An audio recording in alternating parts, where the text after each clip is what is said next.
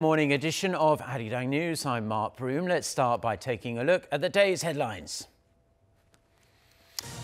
US President Donald Trump is ready to talk to North Korea again despite their less than fruitful second summit in Hanoi. With Trump reaching out, could reports of North Korea restarting nuclear and missile facilities dash hopes for a brighter future?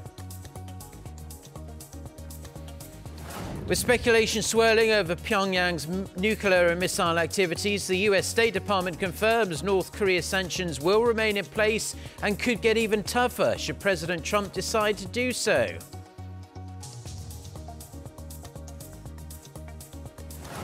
Plus, South Korea's current account surplus narrows to an 8-month low in January, due mostly to sluggish exports.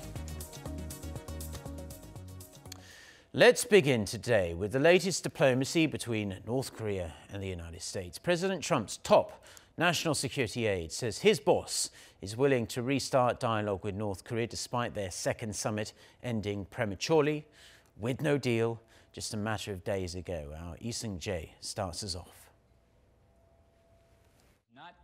In an interview with Fox News on Thursday, U.S. National Security Advisor John Bolton insisted President Trump is open to talking to North Korea again, despite the breakdown of the recent summit in Hanoi.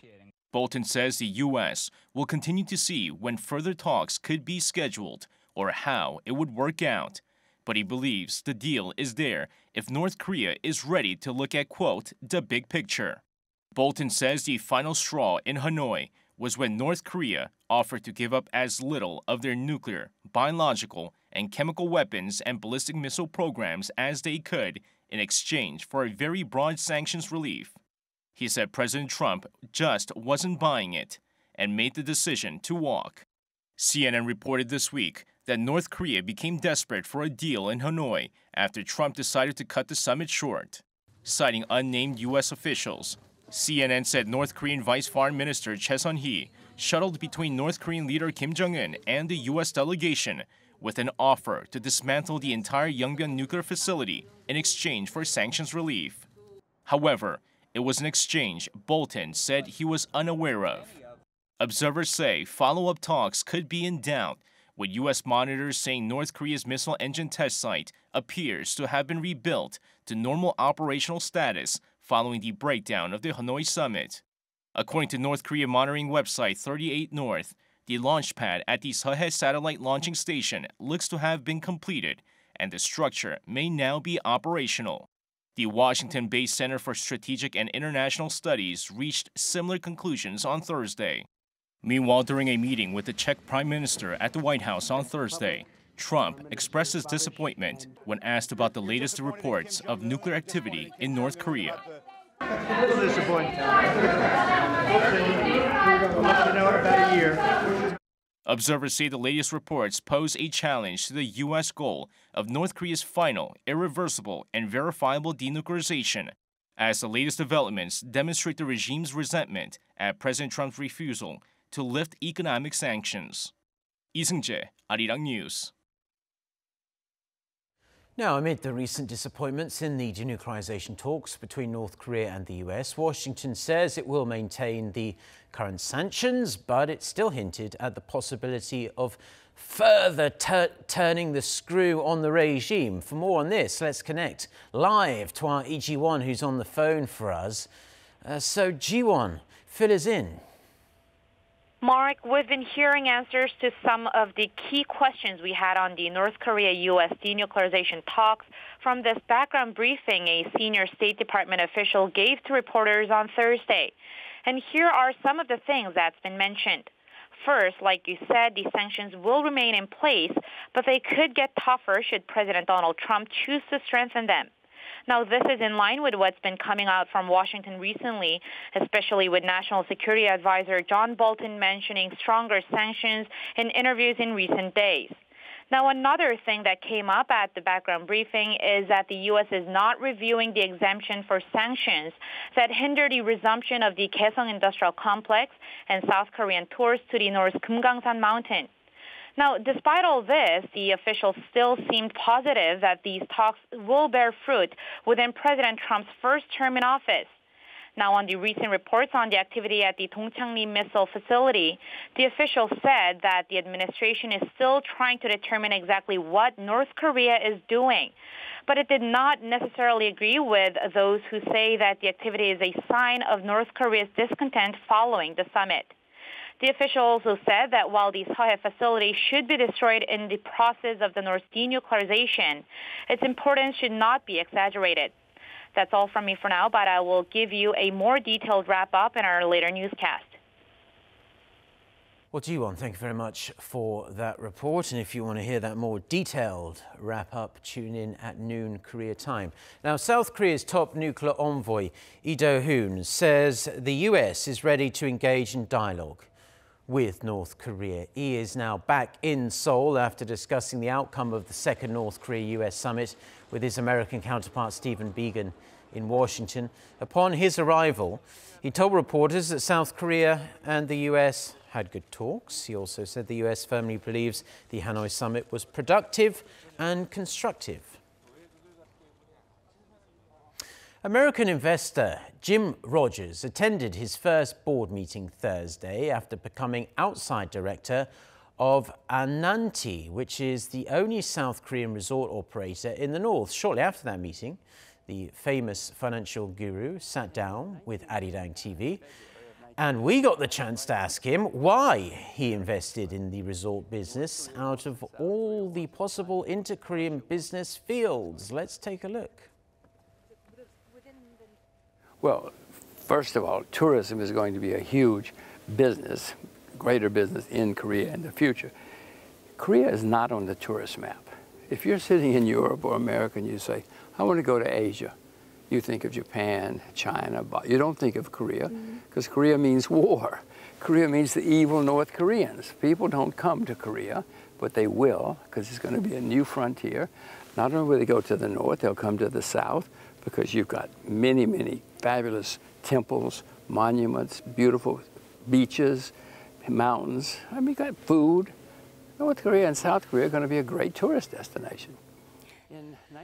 Now, Rogers also added that he is certain the Geumgangsan mountain tours will resume within 3 years.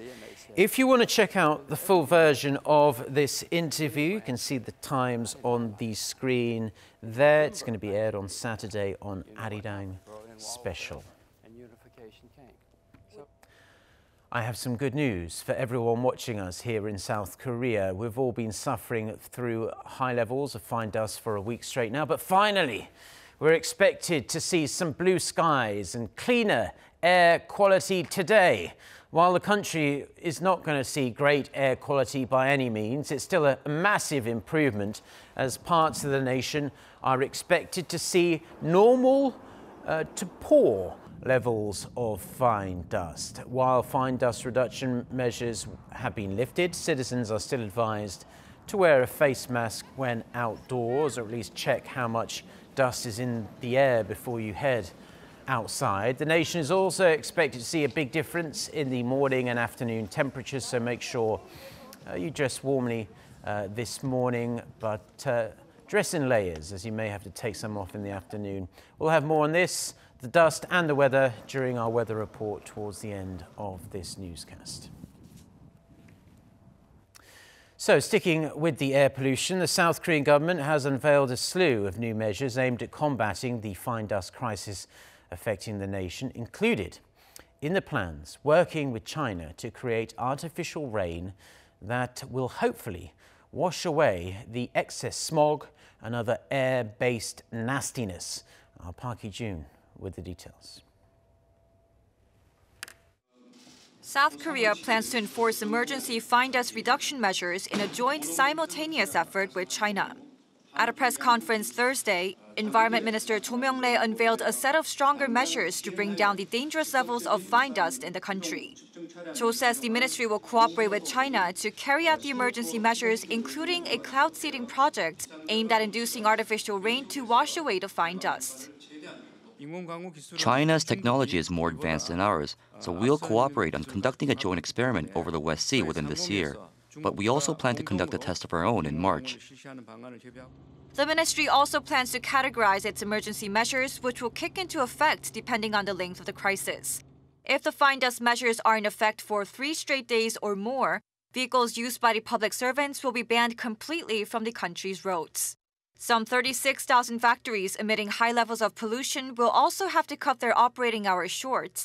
If the measures remain in effect for 5 days or more, road restrictions will be applied to more vehicles depending on their emissions grade. Regional governments will also implement their own vehicle rotation system. The ministry is also pushing to limit the output of 60 coal-fired power plants to 80%, while reviewing the option to decommission 2 aging power plants. The new set of measures comes amid the public's heightened concerns over the seriously high levels of fine dust. Besides the new plan, the ministry will work to come up with more drastic steps that can actually help resolve air pollution in the far future. Park Hee-jun, Arirang News. So as we heard and as we've been reporting for the past several days, fine dust concentrations had risen to really alarming levels in South Korea over the past week. And one of the methods identified as another potential way to mitigate the worst effects of this fine dust is cloud seeding, and tests are already being carried out in the skies above South Korea. Our Cha Sang-mi tells us how it works and how effective it could be. In a bid to tackle rising levels of fine dust in the country, the South Korean government has turned to creating artificial rain. Known as cloud seeding, the method involves aircraft loaded with canisters full of chemical substances, such as silver iodide, which are dispersed into the air. Upward winds carry the substance into the clouds, which combine with cool moisture to form ice crystals and water droplets, resulting in precipitation. We conducted our first cloud seeding test in 1963. 42 tests were carried out between 2008 and 2017, and we also bought a weather surveillance aircraft last year to monitor the effects. However, there are several limitations to cloud seeding, with the method only possible under a precise set of atmospheric conditions. South Korea's weather agency and the Environment Ministry say that the fine dust is reduced when there's over 10 millimeters of rain per hour. But so far, Korea Meteorological Administration has seen less than 1 millimeter of rain, far short of the target. Experts have emphasized the importance of close coordination with other countries, which have tinkered with cloud seeding in the past.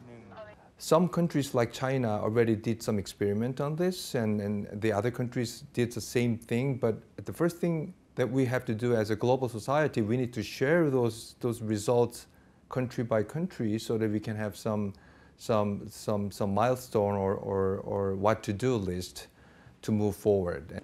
Neil Bracken, the head of US-based WMI, a firm specialized in weather modification services, says cloud seeding is a proven technology that's been tried and tested in the field. Well, what we can say is we know in the field cloud seeding can increase precipitation. We know in the field and through scientific research, increased precipitation will reduce pollutants such as microdust. Now, is it going to eliminate the microdust? No. But can this have a meaningful impact in reducing the amount of microdust that's hitting the Korean Peninsula? Absolutely. The government also calmed public worries concerning toxic rainfall mixed with fine dust, saying low-pressure clouds will cycle out polluted air before the fall of precipitation. Cha Sang-mi, Arirang News. Today is International Women's Day, a global day to promote gender equality and women's rights. South Korea also plans to mark the day in its own way with various events. However, for women and female workers here in South Korea, statistics show they don't get a fair shake of the stick compared to their male counterparts. So Bo-bin reports. International Women's Day is celebrated every year on March 8th. South Korea has also been commemorating the date since 1985 in order to promote gender equality and women's rights. In honor of International Women's Day, here is a look at where women stand in Korean society. I can only tell you how poor female workers' rights are in South Korea and how bad the reality is for many female workers. The percentage of low-wage female workers is 35.2%, the highest in the OECD. This statistic alone highlights the dire working conditions facing female workers in South Korea.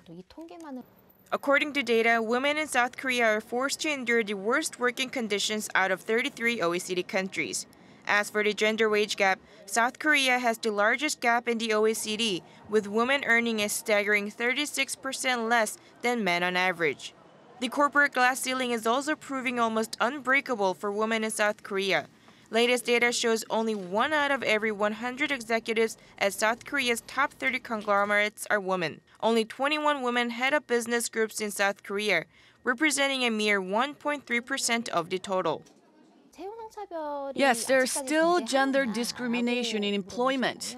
In such a work climate, men are all about qualifications, and women who can't match them get demoted or even ousted from the company.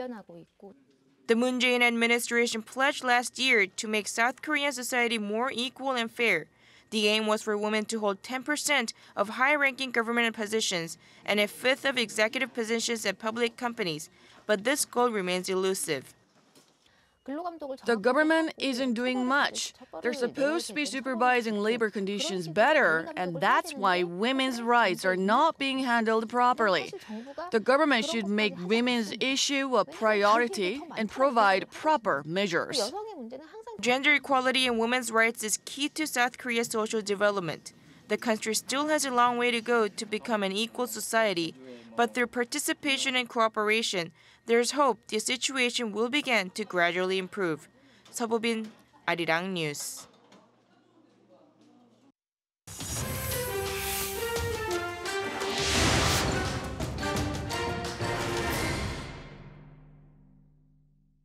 The Vatican has been rocked once again after a French court convicted a French cardinal of covering up child sex abuse allegations. For more on this shocking story and other news from around the world, let's turn to our Noam. Adam, another revelation in a scandal that has really started to take its toll on Pope Francis and the entire Roman Catholic Church. That's right, Mark. Quite the revelation. The Archbishop of Lyon, Philippe Barberang, is one of France's most senior religious figures. He has been found guilty of failing to act on historic allegations of sexual abuse of Boy Scouts under his watch. That happened between 2014 and 2015. The Lyon court handed down a 6-month suspended prison sentence on Thursday. The 68-year-old cardinal was not present in the court to hear his conviction. Barberang's lawyer, meanwhile, said he will be appealing the ruling, adding he was not convinced by the court's reasoning. The lawyer also claimed the court's ruling was due to mounting public pressure as a result of documentaries and even a film about the case. Barberang, meanwhile, said he would be going to Rome in the coming days to actually hand in his resignation to Pope Francis. He denied covering up for a priest from his diocese, Bernard Prainer, who has admitted to committing sexual abuse in the 1980s and 90s. Prainer is due to go on trial later this year. Chinese telecoms giant Huawei is suing the US government over Washington's ban on its products. The firm says it has filed a lawsuit in a court in Texas and is seeking to have the ban overturned. The US says the restrictions are in place due to what it called national security concerns, claiming Huawei's products were being used to spy for the Chinese government. Huawei denies that is the case and says the ban is unconstitutional. Russia's premium car maker Aurus, which builds limos for President Vladimir Putin, has made its European debut at the Geneva Motor Show. The Senate limousine L700, which featured during Putin's inauguration last year, is on display, as well as the firm's sedan. The armoured limousine has a silhouette similar to a Rolls-Royce. It houses a 4.4-litre V8 engine along with a hybrid electric motor to help it go from 0 to 100 kilometers per hour in less than 6 seconds, despite the car weighing tons. Aurus expects to start deliveries of its cars to Europe at the end of 2020. Prices will start at about $150,000.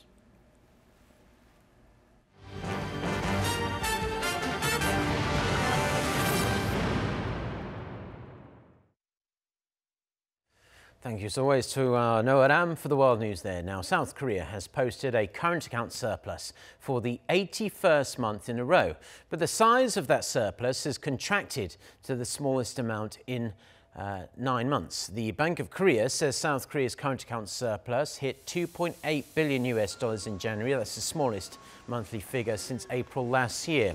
Semiconductor exports tumbled over 22% on year on decreasing global demand, narrowing the goods account surplus to an 11-month low of $5.6 billion. Exports to China dropped nearly 20%. Exports to the Middle East also dropped by double digits. After weeks and weeks locked in talks, a joint body comprised of government officials, ruling party lawmakers and representatives of the taxi and carpool services themselves have agreed to allow carpooling in South Korea, but only under strict conditions. Kim Mok-yeon with the details. We held our last meeting today, and I can say that all of us were very desperate. Though we cannot satisfy everyone, we tried to make concessions, and finally we were able to come up with an agreement today. After a final meeting on Thursday, the joint discussion body formed by government officials, ruling party lawmakers, and representatives from the taxi and carpool sectors announced they will allow carpool services in Korea only during commute hours, which is from 7 to 9 a.m. and from 6 to 8 p.m. local time, excluding weekends. Participants also agreed to see cutting red tape in the taxi industry and improve working conditions for taxi drivers, including the adoption of a monthly pay system for corporate-owned cab drivers. They also decided to launch taxis that adopted the latest innovative platform technology by the first half of 2019. The agreement comes 45 days since the body was first launched in January, after taxi industry workers protested over the launch of a carpool service from Kakao Mobility, a subsidiary of the Kakao Corporation, last December. Taxi drivers have been strongly opposing to the launch of car-sharing services, claiming that it would threaten their means of living. Kim Mok-yeon, Arirang News. Tours to one of North Korea's best-loved mountains have been suspended for over a decade now after a South Korean tourist visiting the area was shot dead by a North Korean soldier. Hope, though, continues to rise for a revival of inter-Korean exchanges, and experts gathered in Seoul on Thursday to discuss ways to get tours to this area going again after around 11 years. Kim Da-mi went to check it out and files this report. Experts in the field of culture and tourism gathered on Thursday to discuss the possible resumption of the tours to Mount Geumgangsan amid warming cross-border ties.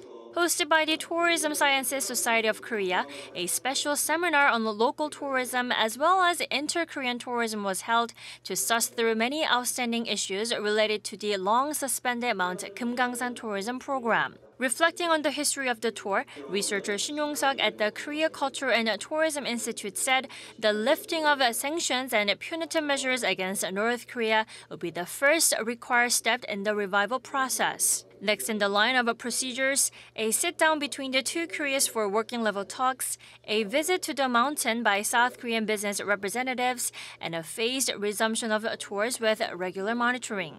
Participants at the seminar emphasized that Mount Geumgangsan tour should be treated as a complete reboot due to the nearly decade-long suspension, underscoring the need for a more cautious, gradual approach. Kim Da-mi, Arirang News.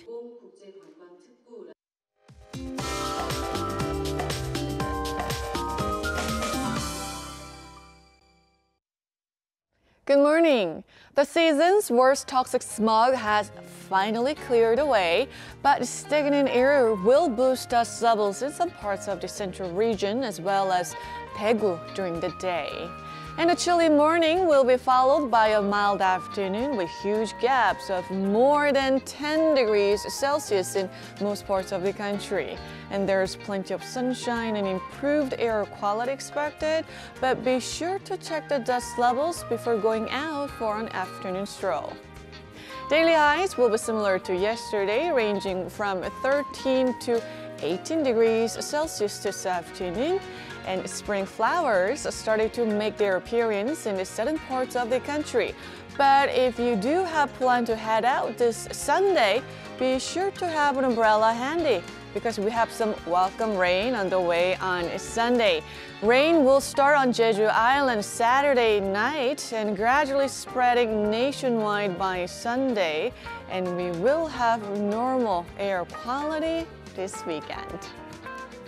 That's Korea for you, and here's the international weather for viewers around the world.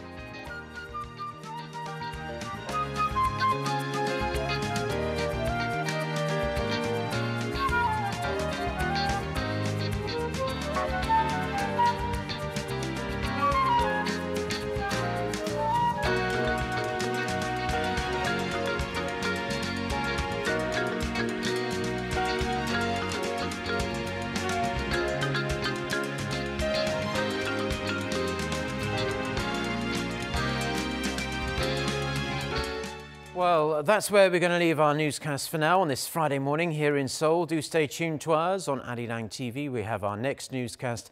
That's coming up at noon Korea time with our very own Lee Ji-yoon. But if we don't see you, have a wonderful weekend. Until next time, goodbye.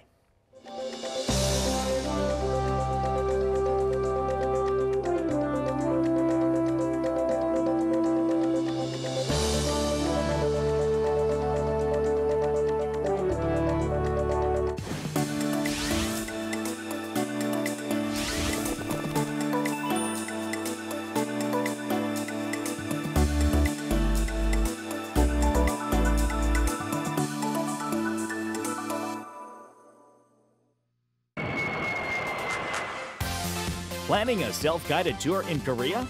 We'll let you peek at the most beautiful hours from dawn to night in Korea.